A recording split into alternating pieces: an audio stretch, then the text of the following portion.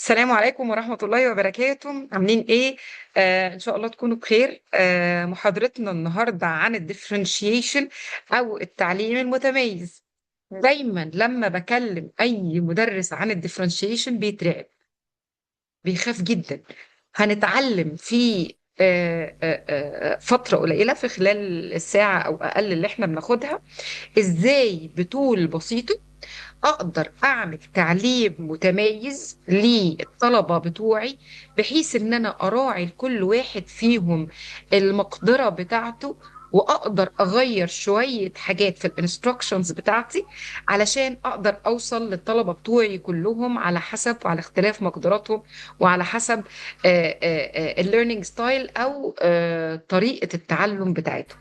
طيب، معاكم مس علا سيد، اهلا بيكم.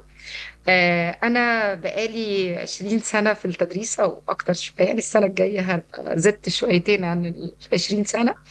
أنا Certified Trainer، STEM Instructor، Certified من STEM.com. أنا CPD Trainer، CPD Continuous Professional Development. دي هيئة في إنجلترا بتدي اعتمادات للمدربين، المدربين اللي هم TOT، تريننج اوف ترينرز. فانا سيرتيفايد ترينر من CPD. انا كمان اللي بدي الانستراكتور او الترينر بتاع كورس ستيم في ستيميفاي اكاديمي. انا بشتغل عند ساره. تمام. نورتون كلكم. النهارده هناخد جزء من الاجزاء اللي احنا بنتعرض ليها في ستيم. احنا هنتكلم عن الديفرنشيشن.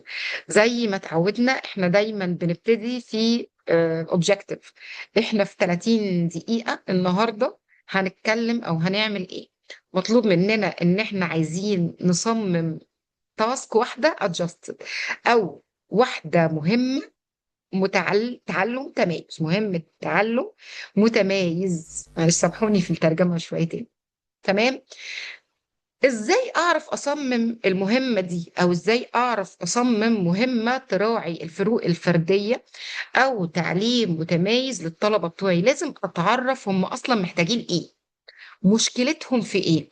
هنحدد 3 اجزاء ممكن يكون مشكلة الطالب بتوعي فيه، وهنعرف عن طريق ادلة معينة. دليل لما انا اشوفه كمدرس انا ما بتكهنش، I don't guess، ما بحذرش. تمام. من الأدلة اللي جاية لي من الطلبة أعرف أنا أقدر أغير إيه في التعليم بتاعي أو في طريقة التدريس بتاعي من ال3 إيلمنت اللي إحنا اتكلمنا عليهم، علشان تراعي الفروق الفردية وأقدر أوصل للطلبة دول. تمام. إحنا هنستخدم دروس أنتوا أوريدي عارفينها، فخلي جنبك كده هو النوت بوك بتاعتك اللي انت بتكتبي فيها الدروس بتاعتك، او الدروس اللي كانت عندك فيها مشكله في التعليم المتميز، في الديفرنشيشن. اوكي. خلي جنبك نوت بوك كده هوت ايه هي الدروس دي، عشان نقدر نتخيل مع بعض ازاي نصمم لها ديفرنشيتد تاسك مع بعض. تمام. عايزين دايما في الديفرنشيشن، ودايما زي ما بوصي المدرسين الجداد اللي داخلين بيدرسوا او داخلين على منهج جديد، ارجوك كل حصه من حصصك بتتكون من اوبجكتيف واحد ليه سكسس كرايتيريا واحده، هدف واحد، علشان يبقى سهل عليا اشوف انا حققت الهدف ده ولا لا. والهدف ده يكون مرتبط بدليل انا بشوفه. الدليل اللي مطلوب اشوفه ده بيبقى اسمه سكسس كرايتيريا. ماشي. سكسس كرايتيريا اللي هي ايه؟ معايير نجاح. تمام. طيب، عايزين قبل كده ما نخلص نشوف الشطارة بتاعتكم، ونشوف الحاجات اللي احنا نقدر نعمل بيها differentiation قبل ما نخلص ان شاء الله. ده كده الفاينل اوبجيكتيف او الالتيميتم بتاعنا. عايزين نشوف one differentiated task قدرنا نعملها مع بعض. طيب، الاجنده بتاعتنا عشان نوصل بقى للهدف بتاعنا ان احنا نقدر نحقق differentiated task، مبني على حاجات المتعلمين وعلى الدلائل اللي انا شايفاها. احنا المره اللي فاتت اتكلمنا على الاسسمنتس، اللي هي الدليل اللي انا بشوفه اللي على اساسه ممكن اغير طريقه تدريس. هو ده بقى اللي احنا هنتكلم عليه النهارده. التغيير ده بيبقى عامل ازاي، بعمل التغيير ده ازاي، وبقرا الدليل اللي انا جايباه من الفورماتيف اسسمنت من الورك شوب اللي فاتت ازاي. تمام. عايزين نعرف ازاي نستكشف، ازاي نبص المتعلم بتاعي ده محتاج ايه. تمام. نعرف ايه هو اللي محتاجه بالظبط. يعني الاول هكتشف، هديله حاجه تكشف لي نقط الضعف فين، اشوف انا نقاط الضعف دي واطبقها بالنسبه لي، هغير ايه، وبعدين نبتدي بقى اغير ازاي، وفي الاخر نطبق الديفرنشيتد تاسك باذن الله. سؤال كده، يلا بقى، انتوا فتح عندكم ويندو علشان السؤال ده. السؤال بيقول لي ايه؟ انت عندك دقيقه، اوكي. لما بيحتاج المتعلمين او الطلبه، انتوا سامعيني؟ لما يحتاج المتعلمين او الطلبه بتوعي لدعم مختلف، ايه اول حاجه بنغيرها؟ في واحده بس جاوبت، ليه واحده بس جاوبت؟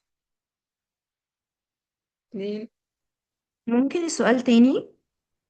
ممكن السؤال تاني، خليني ازود لكم بس التوقيت، انا زودته لدقيقتين. لما بتشوفي طالب عندك، يبقى عندك دليل ان الطالب ده مش فاهم، يبقى انا شايفه ان الطالب ده مش فاهم، عنده مشكله، عنده مشكله في حاجه. ايه اول حاجه بتغيريها في طريقه تدريسك؟ عايزه اشوف كده، قولوا لي بقى ايه اول حاجه بنغيرها. هل بتغيروا طريقه الشرح، ولا هل بتغيروا الكونتنت بتاعي، المحتوى بتاعي، ولا هل بتغيروا الوقت، ولا بتغيروا المهمه نفسها، ولا انتم مش متاكدين تغيروا ايه بالظبط؟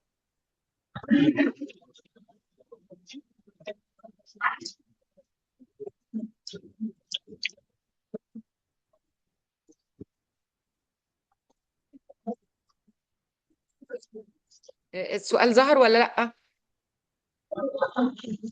انا عندي اجابات كتير قوي. ها، طريقه هما بيجاوبوا في التدريس، الشات. الروتين، نوع النشاط. انتوا ممكن تجاوبوا في الشات على فكرة، وممكن الناس اللي على كلاس بوينت اوريدي يجاوبوا. ماشي.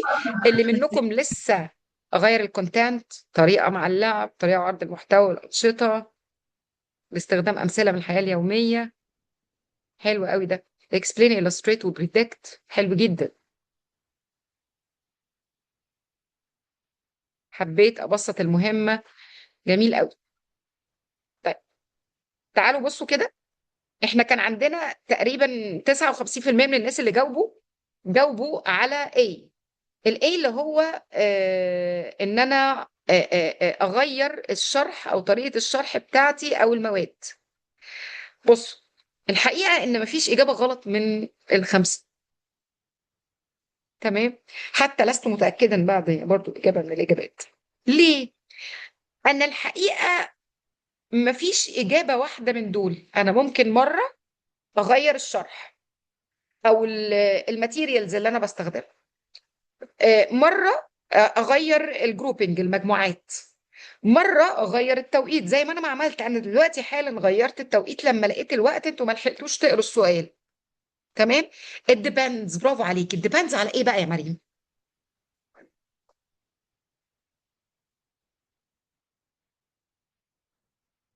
قولوا لي. احنا قلنا ما فيش اجابه غلط، لان كمان انا ممكن اكون انا مش متاكده، مش شايفه. الستودنتس نيد، الفروق الفرديه دي بعرفهم منين؟ بعرفهم من ادله الفورماتيف اسسمنت، لا مش من التمايز. بعرفهم من ادله الفورماتيف اسسمنتس. انواع الاسسمنتس اللي انا بستخدمها، ان كانت تشيكينج فور اندرستاندينج، او ان كانت زي ما وريتكم دلوقتي حاجه اونلاين، او جيميفيكيشن، او ان كانت فيدباك او بول باخده وانا ماشيه على الجروبس وبعد مين اللي جاوب او مين اللي ما جاوبش، مين اللي عرف يعمل التاسك بتاعتي ومين اللي ما عرفش. على حسب مشكله الطالب بختار انا هعمل ديفرنشيشن او هغير انهي واحده من دول. سهل كده، سهل كده. يبقى انا مش بختار، مش بخلي كل واحده من دول حاجه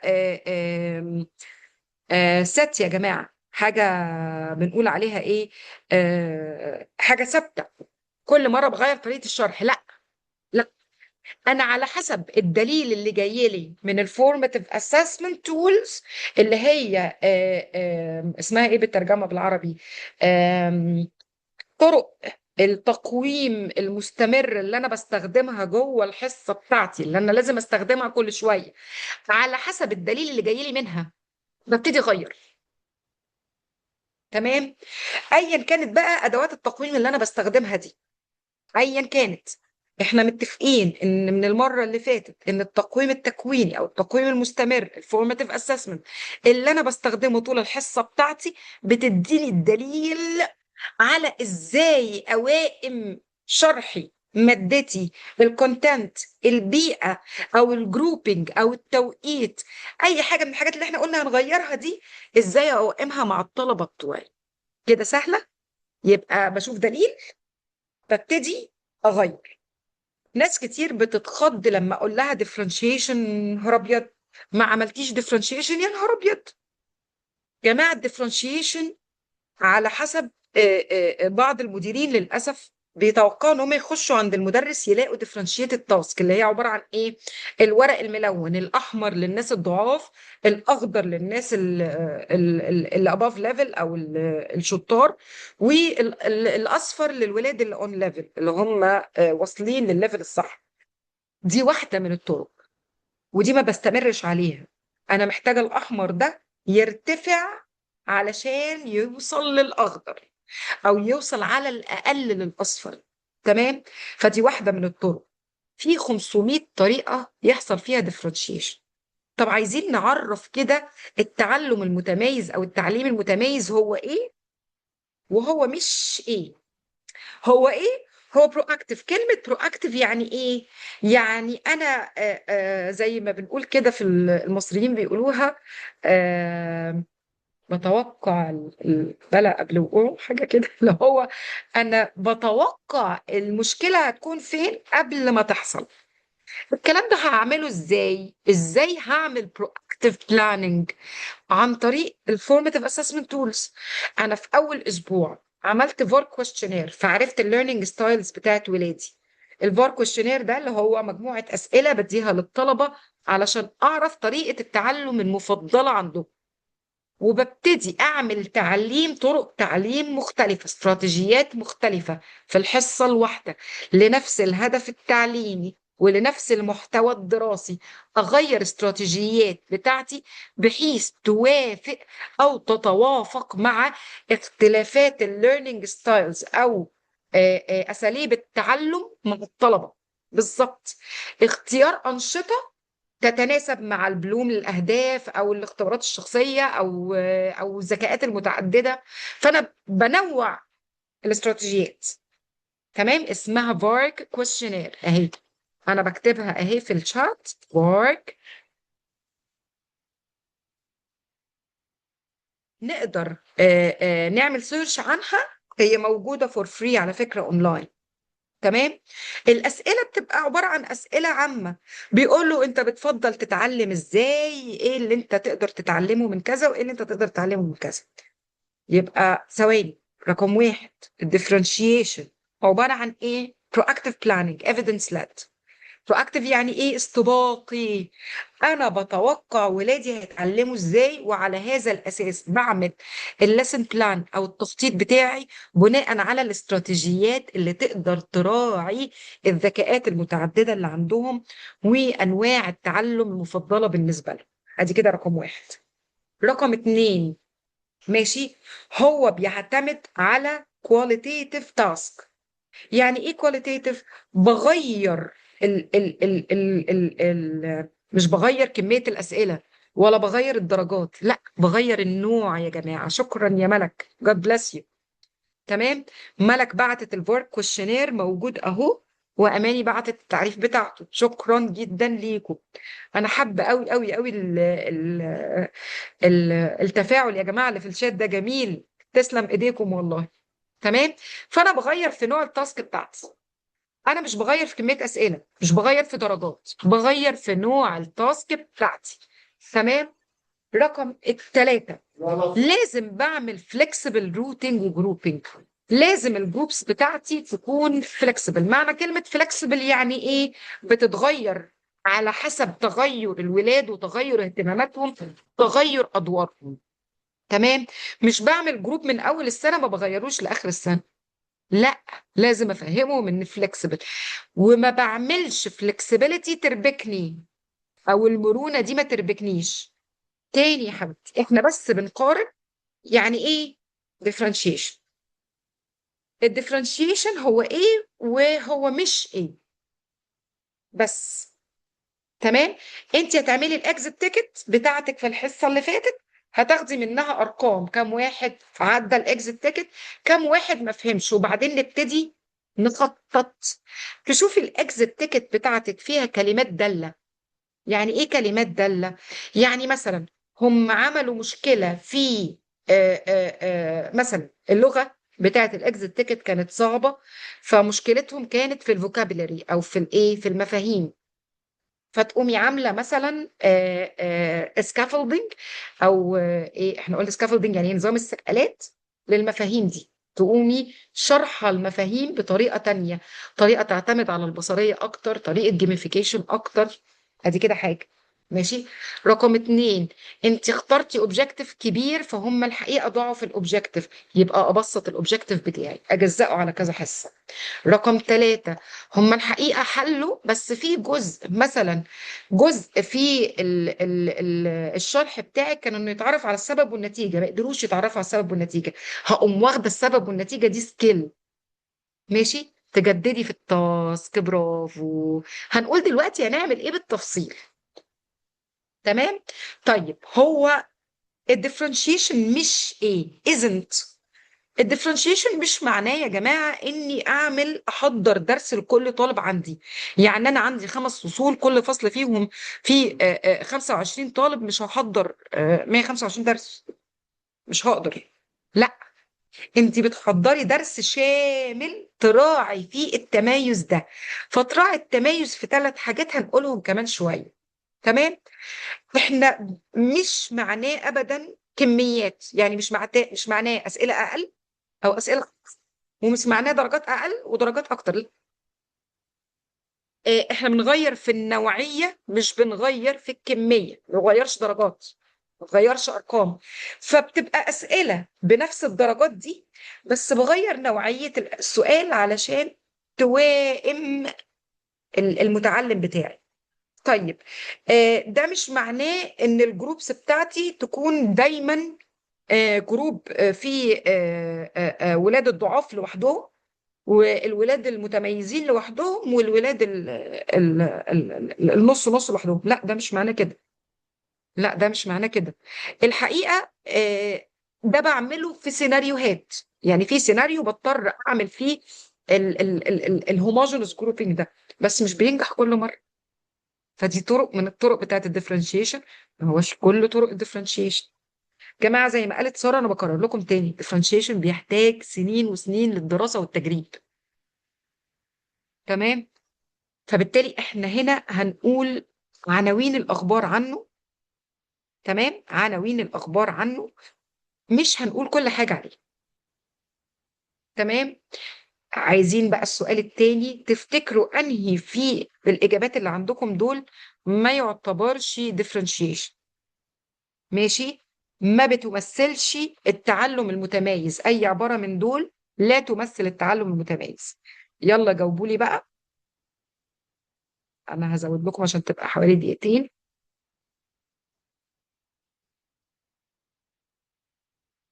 برافو. حلو. انا شايفه الناس كمان اللي مش داخلين الكلاس بوينت بيجاوبوا اجابات. قولوا لي بقى.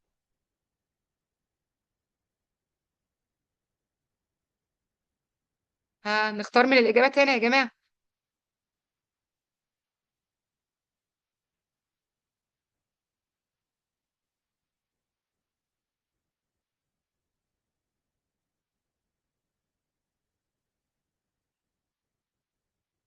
برافو.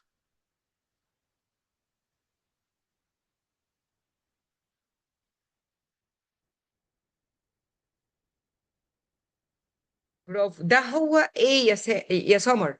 هو مش ايه بقى؟ it's not what.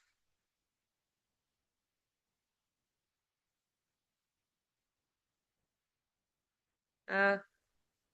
السؤال موجود اهو قدامك يا ندى. which statement is not differentiated instruction؟ انهي جملة من دول لا تعبر عن التعلم المتميز؟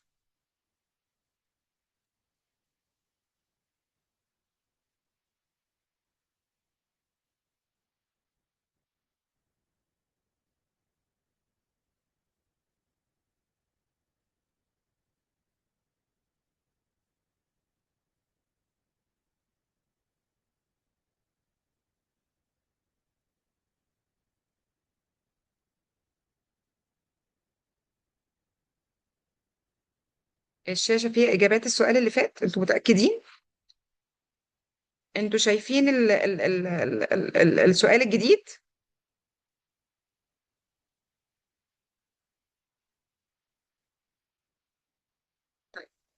طبعا ما شاء الله.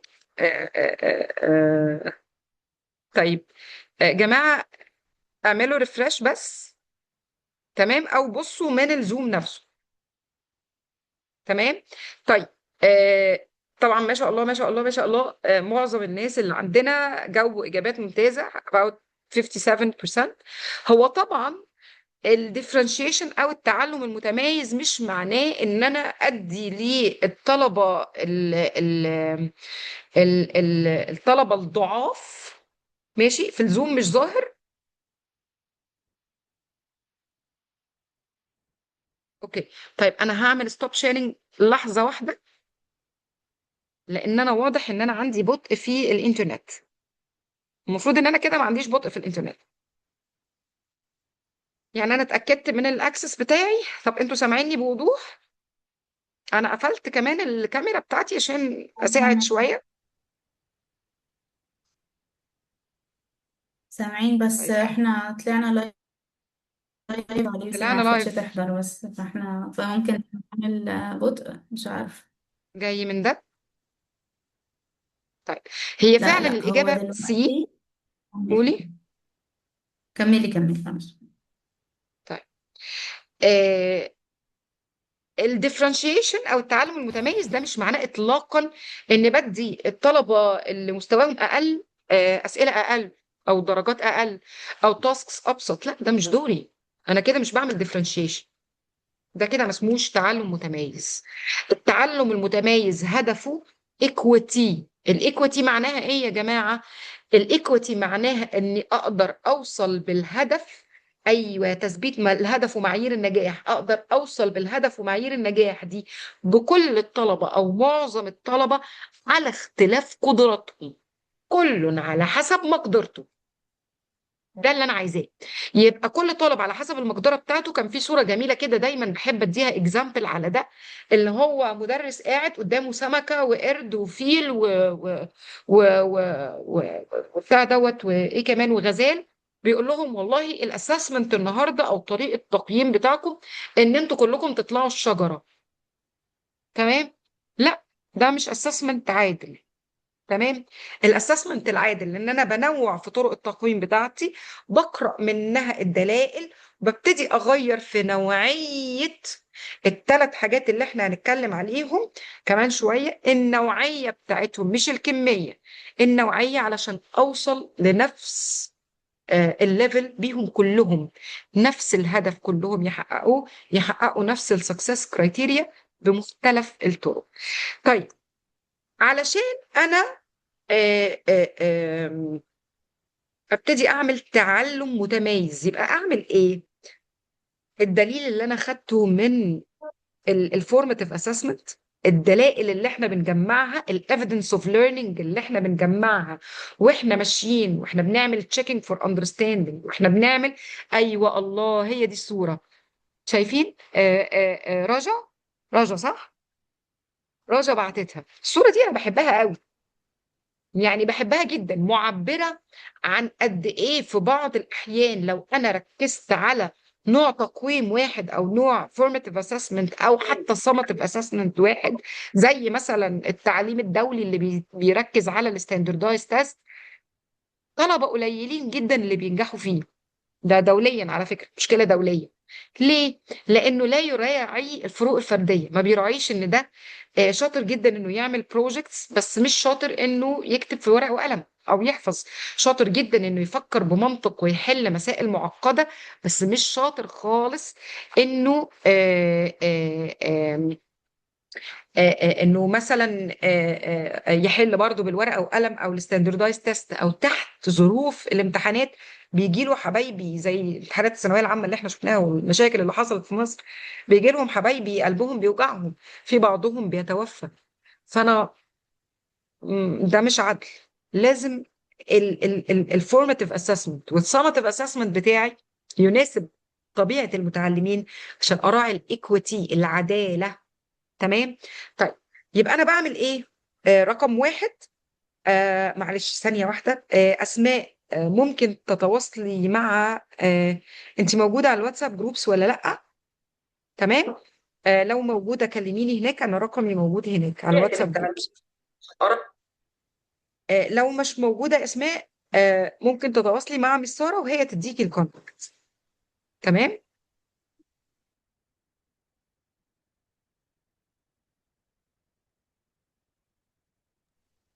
طيب أنا آسفة جدا، الإجابة الصحيحة سي. الإجابة الصحيحة كانت سي.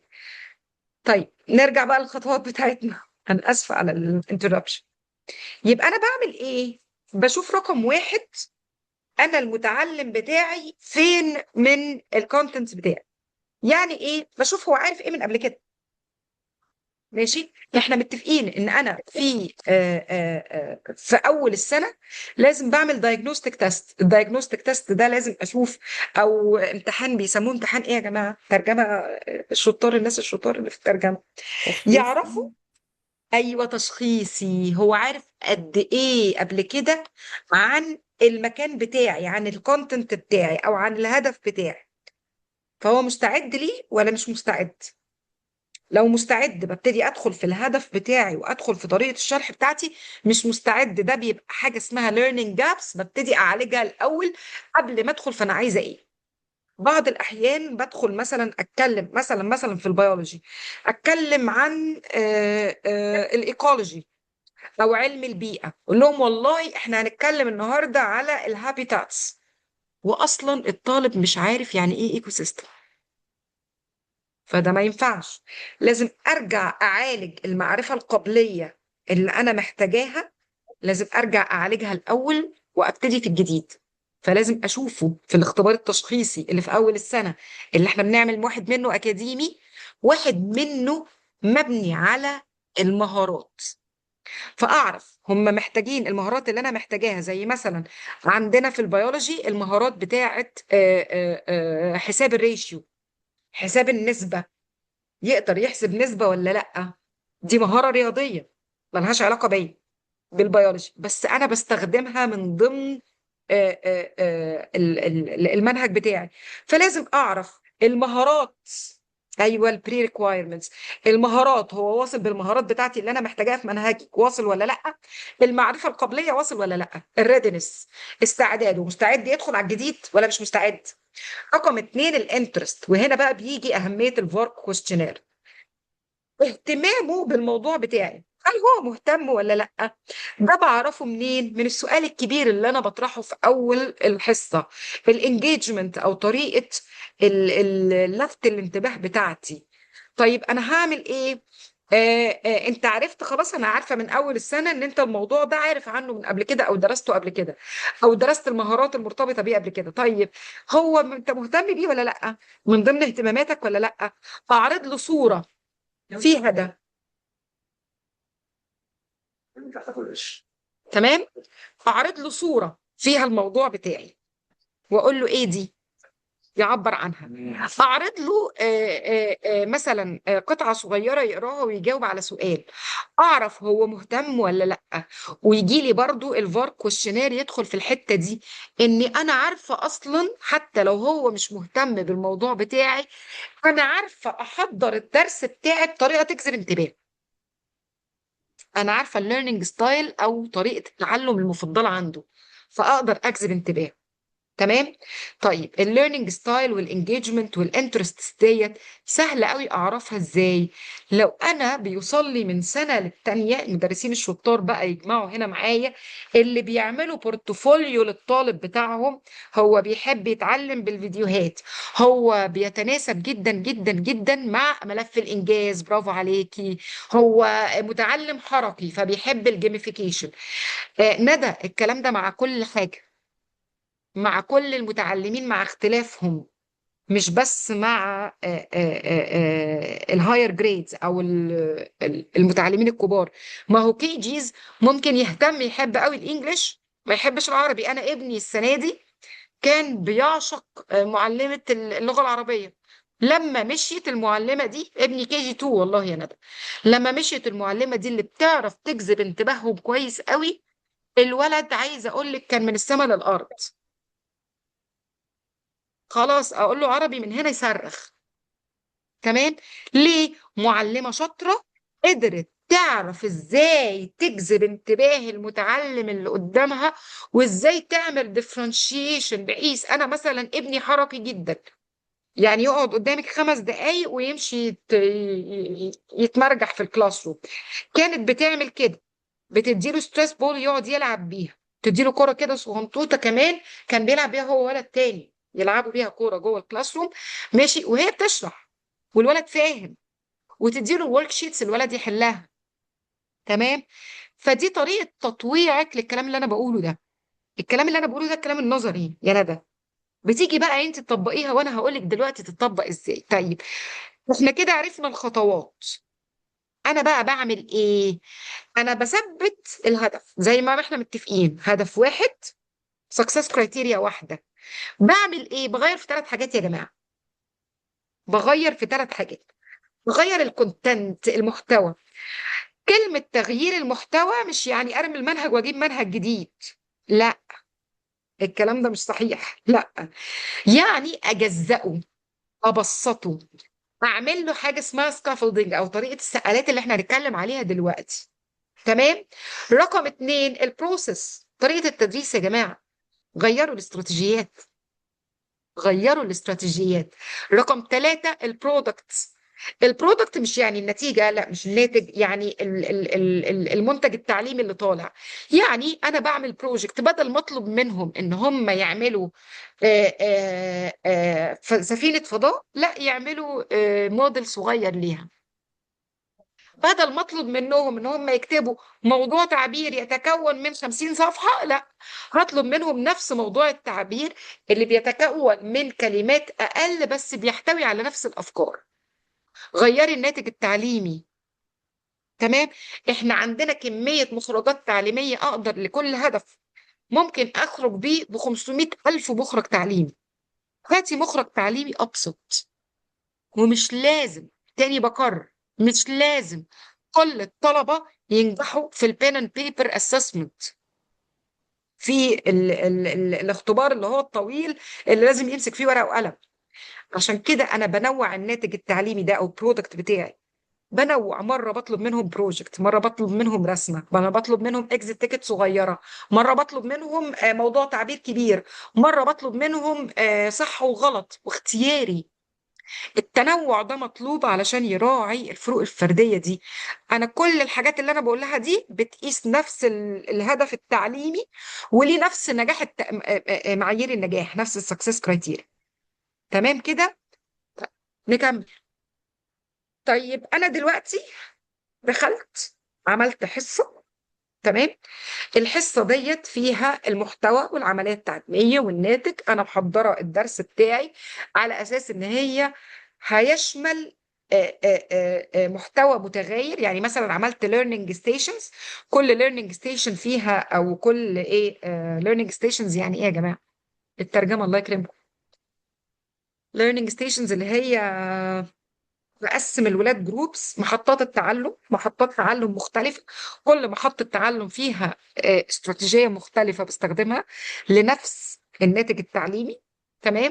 فأنا كده غيرت في الكونتنت وغيرت في البروسيس، وكل جزء منه طلبت منه منتج مختلف. يبقى أنا كده عملت كل حاجة، وجيت عملت الفورماتيف اسسمنت بتاعي. الاكزit تيكت او الجيميفيكيشن اللي انا بعمله في الاخر، وطلع لي نتائج. ان من النتائج قالت لي ان انا عندي 8 9 طلبه لسه مش واصل لهم حاجه، عندهم مشكله. ابتدي اعمل ايه في 8 9 طلبه ده؟ المعتاد او المدرسين اللي هم التقليديين شويه يقول لك ايه، طنشهم وابتدي الدرس اللي بعده، احنا عندنا منهج عايزين نخلصه. لا خالص. في طرق ابسط من كده، في طرق ابسط من كده. تمام. الطرق الابسط ازاي؟ بعمل خطوات بسيطه. رقم واحد، بعمل حاجه اسمها سكافولدنج. اجي، لا مش مهمه جديده، ابسط، احنا قايلين ايه؟ مش معناها دايما التبسيط. انا ببص على الاكزit تيكت بتاعي يا رجل، بشوف فيها ايه المشكله. مشكلتهم كانت لغه، مشكلتهم كانت مفاهيم، مشكلتهم كانت صور، مشكلتهم ان المهمه معقده، اقوم مقسماها، مش مبسطاها بقى، مقسماها. ماشي. ما فهموش ايه اللي مطلوب منهم في المهمه. يبقى بعمل ايه؟ بعمل شويه خطوات. رقم واحد، بعمل سكافولدنج. يعني ايه سكافولدنج؟ مثلا الولاد اللي عندهم، بالذات بكلم المعلمين اللي زي حالاتي كده، معلمين الاي ال ال زي الانجلش لانجوج ليرنرز، اللي عندهم احنا ولادنا بيتكلموا بلغه، بيتكلموا باللغه العربيه، وانا بدرس باللغه الانجليزيه. فبيبقى عندنا مشكله في اللغه كبيره قوي، وخصوصا الناس بتوع المواد العلميه اللي زي حالاتي، اللي عندهم كلمات ضخمه شويه. طيب بنعمل ايه؟ بجيب الكلمات او الفوكابلري دي، بقوم عامله لها ايه؟ حاضر انا هشرح لك يعني ايه، حاضر من عيني. تمام. بقوم عامله لها ايه؟ سكافولدنج. يعني ايه كلمه سكافولدنج؟ سكافولدنج في الترجمه باللغه الانجليزيه البحته معناها نظام سقالات. يعني ايه؟ بساعده يفهم المفهوم بطريقه مناسبه للليرنينج ستايل بتاعه. فمثلا لو الطالب بتاعي طالب فيجوال، يعني بيحب قوي يبص او يشوف، فاقوم مدياله الصور بتعبر عن المفهوم الصعب ده او الكلمه الصعبه دي. تمام. يبقى بديله ايه؟ صور بتعبر عن الكلمه الصعبه دي. اديله بنك كلمات وترجمتها او شرحها بنفس اللغه.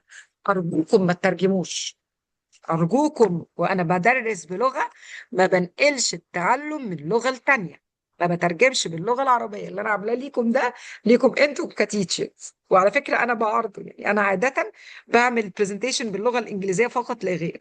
تمام.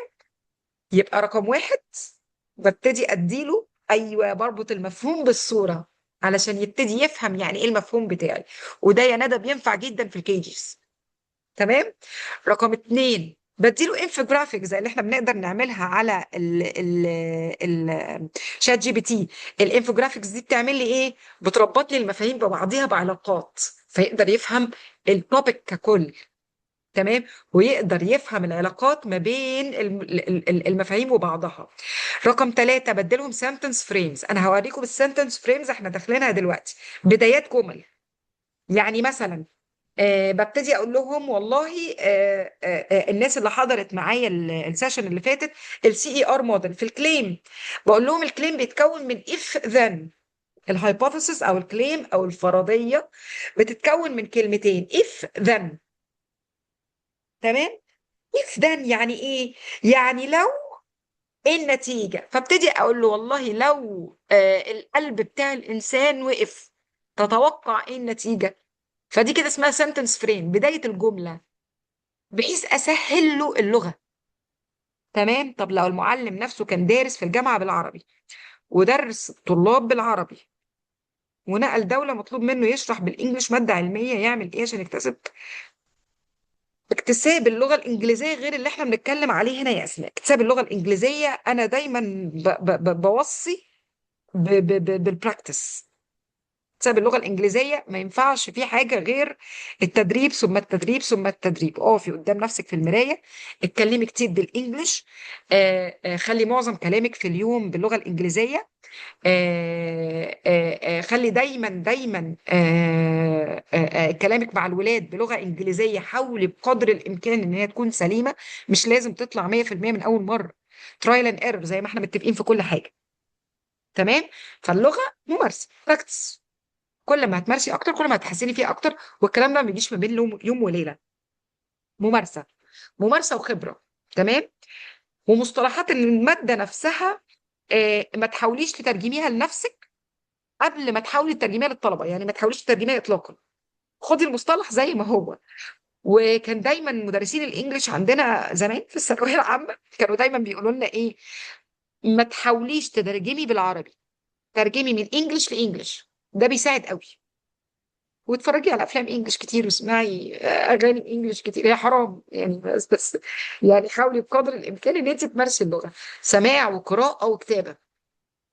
تمام. ومصطلحات الماده نفسها اتفرجي على الفيديوز ان انجليش، يعني اتفرجي على فيديوهات الماده نفسها باللغه الانجليزيه هيساعدك. طيب نرجع تاني للسكافولدنج. يبقى السكافولدنج فيه طرق كتير. بستخدم الدايجرامز، ماشي. استخدم الوورد بانك اللي هو الفوكابلري ومعناه، او احط الفوكابلري وصوره ليه.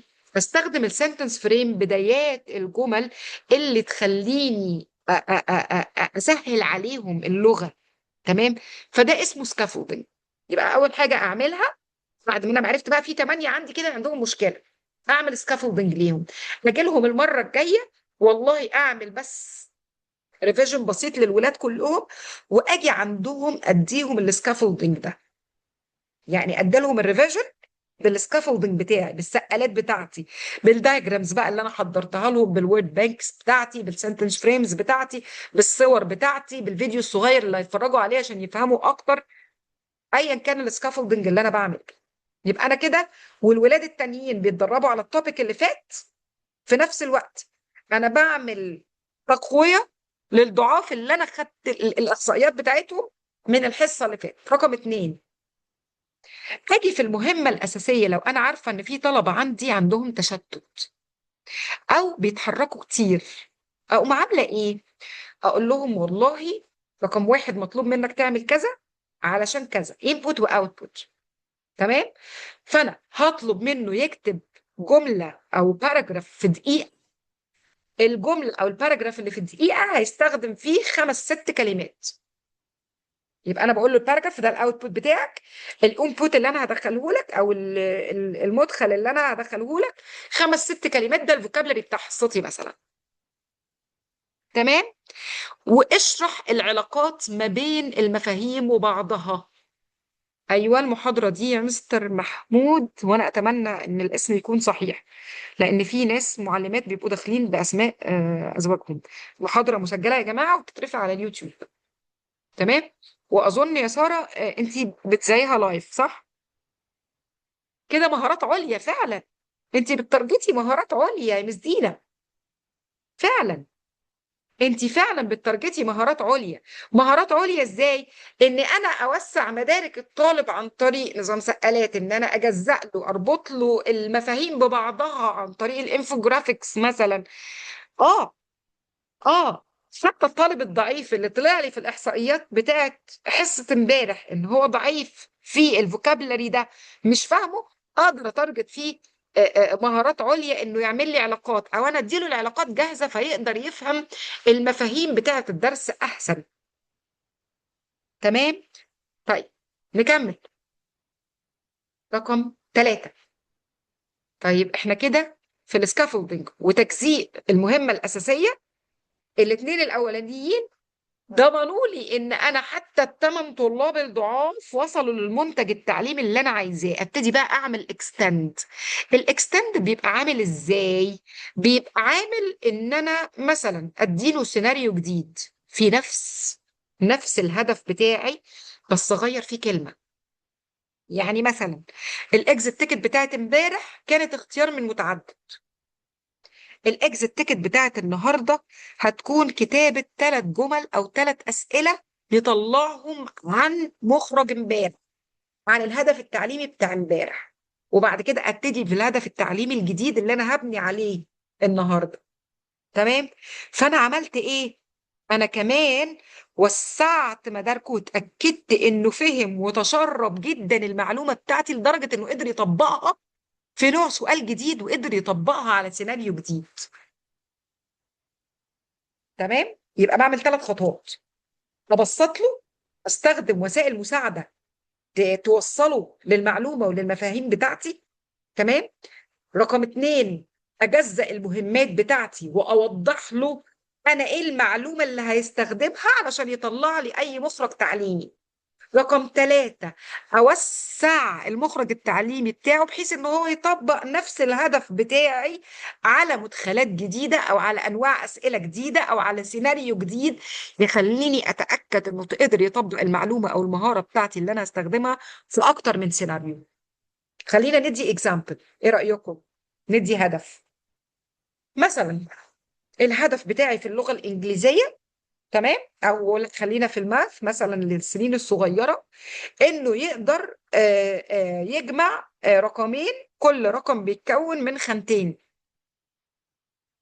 تمام، اللي هو تو ديجيت نمبرز. ما اعرفش ترجمتها بالعربي قوي. تو ديجيت نمبرز دي ترجمتها ايه؟ اللي عارف يكتب لنا في الشات يترجموا لنا، الله يبارك لكم. معلش، الترجمه محتاجه ممارسه مني. تمام، خانتين. تمام، يقدر يجمع رقم ورقم تاني، كل رقم فيهم بيتكون من خانتين. ماشي، اللي هو الوانز والتنز مثلا يقدر يجمعهم. حلو. فانا عملت الاكزit تيكت، خلاص شرحنا عملنا الاكزit تيكت وخلصنا في الحصه الاولانيه. جيت لقيت زي ما اتفقنا كده 10 ولاد عندي من مثلا 25 طالب ما قدروش يجمعوا. الاكزit تيكت بتاعتي كانت بتقول كانت بتديهم 3 مسائل، ال3 مسائل مطلوب منهم يجاوبوا. تمام. رقم واحد، هبتدي اعمل دعم ايه؟ هجيب لهم صورة او فيديو تعليمي صغير، المجموعة اللي هم ما عرفوش دولت. ماشي، هفرجها على الولاد في اول دقيقتين من الحصة الجديدة. تمام. فيلا يا ولاد هنتفرج تاني ازاي اعمل اديشن لتو ديجيت نمبر، ازاي اعمل جمع لرقمين من خانتين. تمام. بعد كده، طيب، دلوقتي هناخد مهمة جديدة. احنا محتاجين الورك شيت اللي قدامكم دوت، هدالهم بقى ورقة عمل. الورقة عمل يكون فيها أول مسألتين جمع مباشر، والمسألتين التانيين يبقى فيهم كاري أوفر. كاري أوفر بقى يعني إيه؟ ترجمة معلش. اللي هو 7 زائد 8 بيساوي 15، نحط 5 ومعانا واحد هنحطها على الرقم اللي بعده. دي اسمها كاري أوفر يا جماعة. هنعمل فيها كاري أوفر. تمام؟ طيب، والمسألتين التانيين هنعمل فيهم كاري أوفر، ومسألة ماشي انا اديته الناتج والرقم الاول ومطلوب منه يقول لي ايه الرقم التاني اللي مجموع. شوفوا بقى، يبقى انا في اول مسألتين ده تطبيق مباشر عشان اعرف ان السكافولدنج ده جاب نتيجة ولا لا. الولد طبقهم، هيبتدي للمستوى الاعلى. انا جزأت له المهمة الاساسية، جزأتها له، بسطتها له، خليت اول جزء عندي حاجة بسيطة، الجزء الثاني اصعب شوية، الجزء الثالث اصعب شوية في اكستند. كده فهمنا انا عملت ايه؟ يبقى انا رقم واحد، خدت ابني وريته فيديو او وريته طريقه شرح، غيرت بقى في البروسيس بتاعتي بطريقه جديده. تمام. وبعد كده وديته علشان يبتدي يفهم القديم، يعمل براكتس عليه، وبعد كده يبتدي يعمل مهارات اوسع وازيد، يطبق الجامعه بس في سيناريوهات جديده. كده فهمنا بعمل ال3 طرق ازاي. ها، نقدر نطبق؟ ايه رايكم؟ طيب، انا بقى يا امارات عندي سيناريو. خليني الاول ازود لكم الوقت. معلش احنا هناخد وقت اطول شويه. السيناريو بتاعي بيقول ايه؟ انا عندي صف سابع، جريد 7، اللي هو اولى اعدادي بالنسبه للناس اللي في مصر. عايزين نفسر ارتباط الضوء وثاني اكسيد الكربون والماء بانتاج الجلوكوز، كميه الميه والكربون دايوكسيد وكميه الضوء بكميه الجلوكوز اللي طالعه. تمام. في 3 طلاب عارفين يملوا لي الجرافيك اورجنايزر ده او العلاقه دي، يملوها كويس. ماشي، بس مش عارفين يعملوا كوزال افكت، مش عارفين علاقه سببيه. فين لما نزود الكربون دايوكسيد كميه الجلوكوز هتزيد، او لما نزود كميه الضوء خصوصا ويف لينث معين من الضوء كميه الجلوكوز هتزيد. تمام، مش عارفين يحددوا السبب والنتيجه. يبقى انا هعمل ايه؟ هل اكرر تاني لنفس الكلاس كله نفس الشرح بنفس الطريقه، ولا الثمان طلاب دول اديهم كميه اسئله اقل واريح دماغي، ولا استخدم نموذج اشرح لهم اصلا يعني ايه كوز وافكت، ويكون في بدايه جمل، اعمل سكافولدنج يعني، ولا احطهم في مجموعه بقى، مجموعه الطلبه الخايبين واركنهم على جنب؟ ايه رايكم؟ الناس شطار جدا، انا بجد فخوره بيكم النهارده. طبعا اخترتكم، بس سامحوني ان شاء الله قربنا نخلص. كده احنا فهمنا احنا هنتكلم عن ايه. برافو، برافو، برافو. حتى الناس برافو برافو 100%. حلو جدا، حتى الناس اللي على كلاس بوينت برضو موافقين. حلو قوي قوي قوي قوي. ماشي. انا هاند الاكتيفيتي كده علشان بس نخلص بسرعه. هو فعلا انا المفروض ان انا اعمل لهم سكافولدنج، ابسط لهم، هم مش عارفين، هم فاهمين ان الكربون دايوكسيد والميه وكده، كل ده هم فاهمين يا جماعه المحتوى العلمي، بس مش فاهمين ايه، مش فاهمين يعني ايه سبب ونتيجه، مش عارفين يجيبوا ايه هو السبب وايه هي النتيجه، مش عارفين المهاره دي. فهاجي تاني يوم ابسط لهم يعني ايه سبب ونتيجه. طب الكلام ده عرفته منين يا مس علا؟ عرفته ان انا اديتهم جرافيك اورجنايزر، اديتهم جرافيك اورجنايزر ده اللي هو ايه، مايند ماب، ترجمه، جرافيك اورجنايزر اللي هي الخرائط الذهنيه اللي احنا بنعملها دي. تمام. وما قدروش يتعرفوا على ايه السبب وايه النتيجه. يعني مثلا حطوا لي ان الجلوكوز نتيجه للكربون دايوكسيد، هم مش عارفين فين السبب وفين النتيجه، مش فاهمين، مش عارفين العلاقه دي يجيبوها ازاي. فاعمل ايه؟ افهمهم يعني ايه، ازاي اقدر احدد فين السبب وفين النتيجه، على السيناريو ده وعلى سيناريو غيره. عملت لهم سكافولدنج، عملت لهم نمذجه، برافو عليك يا دينا. تمام. يبقى انا بعمل ايه؟ ببتدي ان انا اغير حاجه واحده بس، اغير الكونتنت، اجزأ الكونتنت مش اغيره. تمام. رقم اتنين اغير البروسيس، او رقم تلاتة اني اغير البرودكت، طريقه الاسئله اللي انا بسالها لهم، طريقه الاكزit تيكت اغيرها، اغيرها الجيميفيكيشن، اغيرها ان هم يعملوا موديل، اغيرها ان هم يرسموا، اغيرها ان هم يعملوا ديزاين مثلا على حاجه من الحاجات بتاعت التكنولوجيا. تمام. يبقى انا بغير حاجه واحده بس بثبت معايير النجاح، لازم المعيار بتاعي يكون ثابت. تمام. رقم اتنين، لازم بجمع الدلائل طول ما انا ماشيه، بعمل فورماتيف اسسمنت واجمع منه دليل بالطرق المختلفه اللي احنا اتكلمنا عنهم المره اللي فاتت.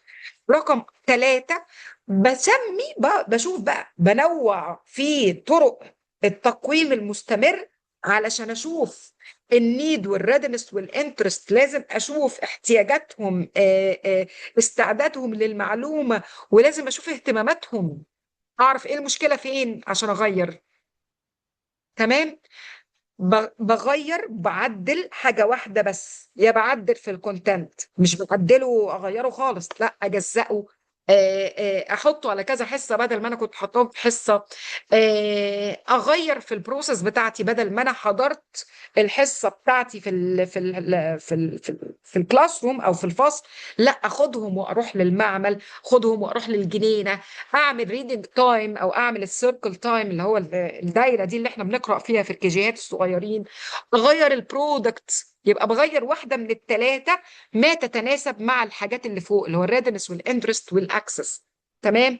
طيب، سوري، النيد والريدنس والانترست. طيب، بعد كده ممكن على فكرة يكون المشكلة في الجروبينج بتاعي.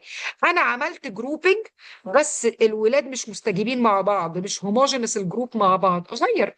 ما أنا كده كده الجروبينج بتاعي فليكسبل، بدل ما أخليهم هول كلاس، بدل ما بكلم الكلاس كله، لا أجزأهم لجروبس، بدل ما بكلم جروبس أجزأهم لبيرز، بدل ما أنا بيرز أخليهم جروبس، بخلي الجروبس أغير الولاد مكان بعضهم علشان المشتتات اللي في الكلاس. تمام. ادي كل اللي انا بعمله. يبقى احنا في خلال 5 دقايق قدرنا نعمل differentiation ناجح. طالما اتعرفت على السبب والنتيجه. دي بقى السنتنس فريمز اللي انا كنت بقول لكم عليها. انا هحط لكم سؤال، بدل ما اقول لكم والله خططوا لي adjustment او تعديل واحد في تاسك، لا، انا حطيت لكم سنتنس فريم. فمثلا في درس ايه، ماشي، الدليل، مثلا الدليل اللي هو الفورماتيف اسسمنت، الدليل اللي انا جايباه من طرق التقويم المستمر، ماشي، من التشيكينج فور اندرستاندينج، من الجيميفيكيشن في نفس الحصه او في حصه سابقه على حسب. شفت ان هم محتاجين حاجه معينه، هعدل ايه؟ اختار واحده من الثلاثه دولت، ماشي، من خلال هعمل ايه علشان اعدل الثلاثه دولت؟ مع تثبيت الهدف ومعايير النجاح. تمام. يلا وروني بقى، هنقدر نحل دي سنتنس فريم اهي، معموله علشان ابسط لكم ايه اللي مطلوب.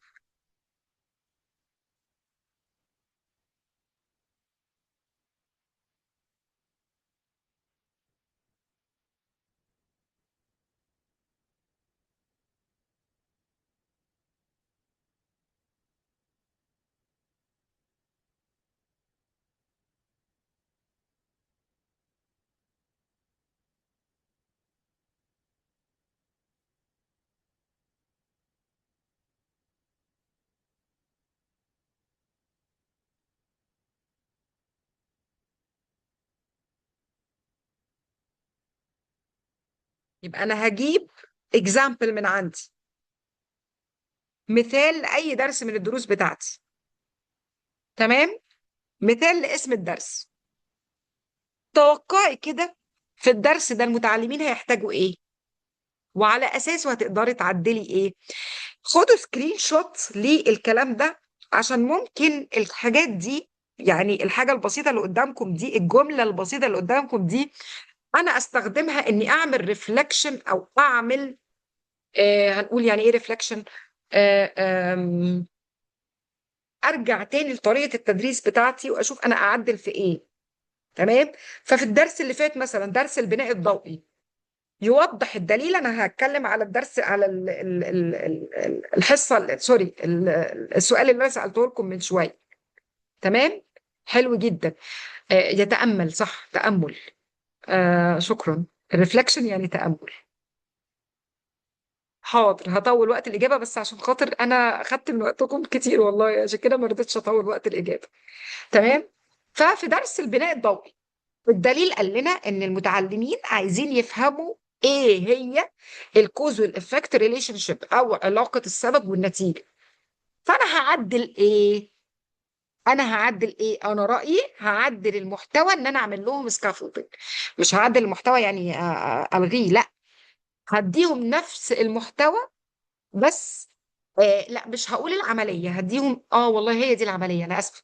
هعدل يبقى العمليه، هعدل المحتوى بتاعي، هسهله ان انا اديهم شرح ايه هي علاقه السبب والنتيجه. تمام. من خلال خطوه محدده، الخطوه دي هتكون عباره عن جرافيك اورجنايزر، او خريطه ذهنيه محلوله توضح السبب والنتيجة في الدرس بتاعي، مع تثبيت الاثنين. أنا بثبت الاثنين، بثبت الهدف وبثبت معيار النجاح. تمام. نكمل. يلا بقى، ده ريفليكشن بقى. خلص كده، خلاص كده السيشن الجميلة بتاعتنا. وهديكم ويب سايت جميل تقدروا تعملوا عليه ديفرنشيتد تاسك، وكده نبقى خلاص خلصنا. يلا نجاوب، قدامكم دقيقتين. تمام. نجاوب على السؤال الجميل ده. احنا بكرة هنعمل ديفرنشيشن في ايه، ماشي، للمعلمين اللي محتاجين ايه، وهنثبت ايه. يلا.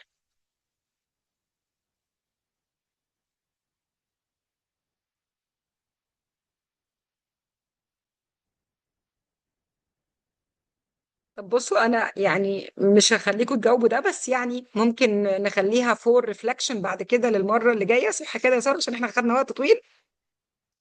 تمام. تمام، عشان احنا بس كده عايزاهم خلصنا. معلش، يحطوا اخر بس حاجه، اخر حاجه، اخر حاجه، اخر حاجه، الريفلكشن. انتوا ظاهر عندكم الريفلكشن. معلش تاني، انا هعمل ثانيه يا ساره على اخر سلايد، ماشي ماشي اوكي، عايزة عشان دي بس اقول لهم الفيدباك. عايزة اقول لهم ما تنسوش تعملوا بس الفورم، املوا الفورم بس اللي انا لسه بعتها دلوقتي علشان خاطر الشهادات. اللينك الاتندنس للشهادات انا بعته تاني على الزوم هنا في الشات. يلا يا جماعة، ايه رأيكم في المحاضرة؟ كانت مفيدة مش مفيدة؟ ايه الأخبار؟ أتمنى إن يكون البتاع ده ابتدى عندكم، الأكتيفيتي ابتدى. اختاروا بس A B C.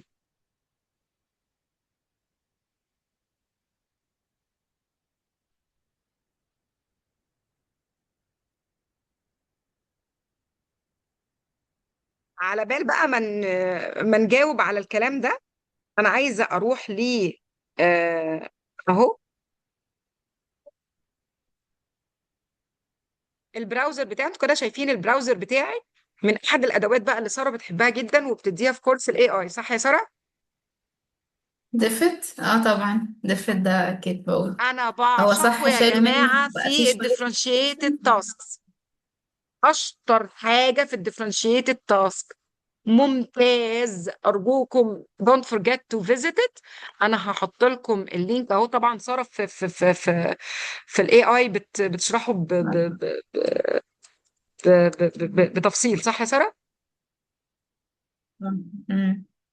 بيعمل لكم الديفرنشيتد تاسك بطرق مختلفة. يعني بيحط فيها شورت انسرز ومالتيبل تشويس، بيحط فيها سنتنس فريمز، وبيحط فيها سيناريوز.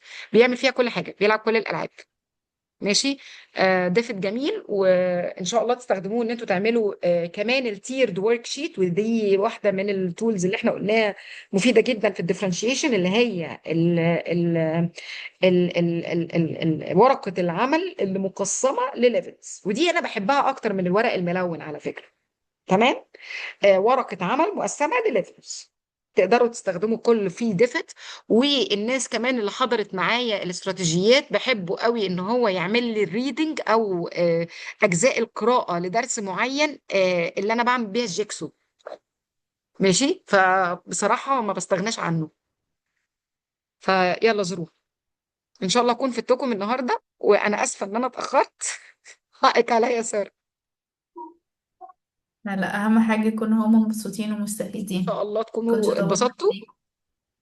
واستفدتوا، ونشوفكم في ورك شوبس تانية. تمام، تأكدوا بس لو سمحتوا، تأكد بس انه الناس اللي حضرت ملت الفورم. هي في هبعته تاني. تأكد بس انكم مليتوا الفورم. أمل تمام، محمود انا كانت هوقف بس. بتسأل عن الليرنينج ستيشنز، بس هي خرجت، أنا مش عارفة. يا المرة جماعة الجاية دوروا بقى. عليها على اليوتيوب، هتلاقوا عليها فيديوز كتير جدا جدا جدا. يعني نوقف بس الريكوردينج. شكرا ليكم واستمتعنا بيكم، وإن شاء الله نشوفكم في